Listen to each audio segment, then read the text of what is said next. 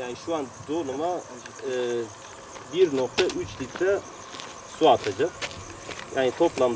People or obstacles detected. 8 metre aralıkla atacak ilacı.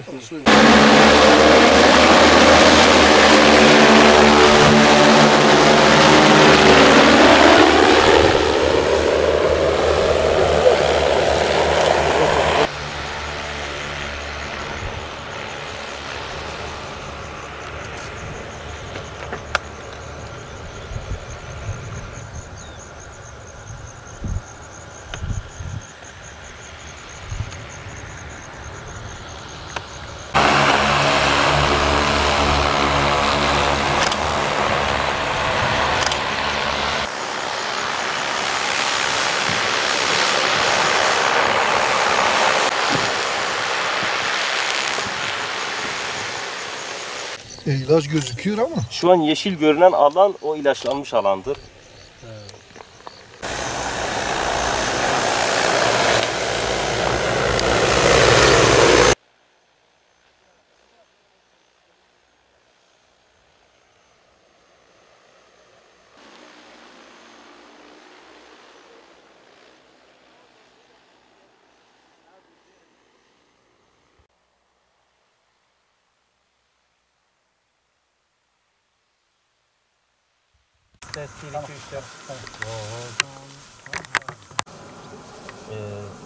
Drone aldık. İlaçlama için cihaz. Hem tarlaya ziyan veriliyor hem de ilaçlamada da bayağı bir ip atıyor. İlaçta %30'a kadar bir çiftçimize. Şu anda biz drone'la arazilerimizi süneye karşı ilaçladık. Daha önce biz traktörlerle yani yer aletleriyle bu ilaçlamaları yapıyorduk.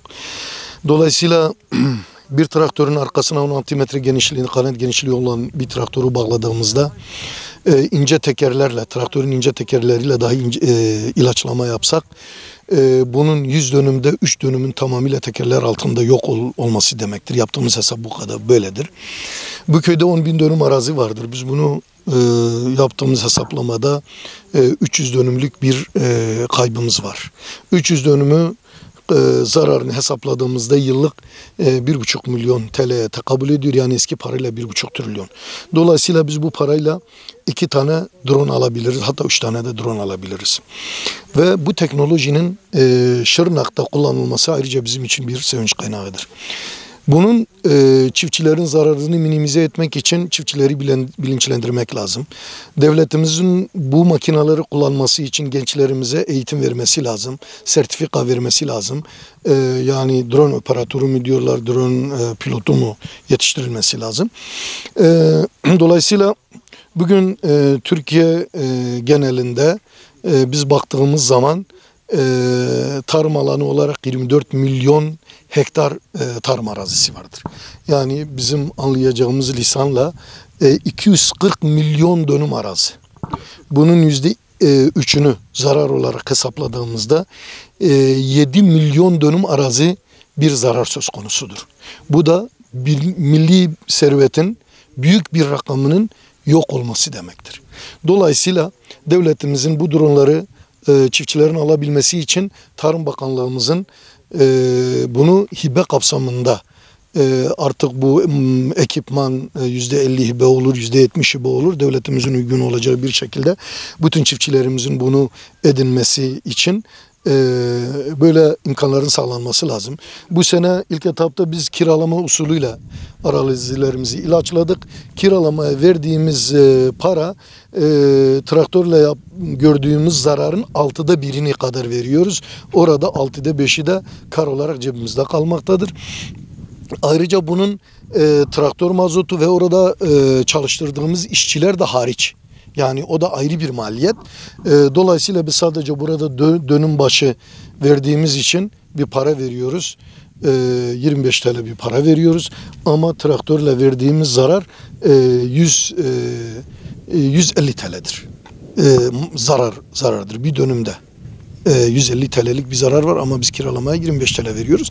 Dolayısıyla Eskiden bölgenin güvenli olmaması sebebiyle çiftçilerimiz güvenlik açısından risk taşımak istemiyorlardı. Herkes tedirgindi. Bugün Allah'a şükür güven ortamını sağladığı için her türlü riski de taşımaya, her türlü yatırımı da taşımaya her zamankinden daha fazla imkan vardır. Bu bölgeye pozitif ayrımcılık yapılmasını istiyoruz.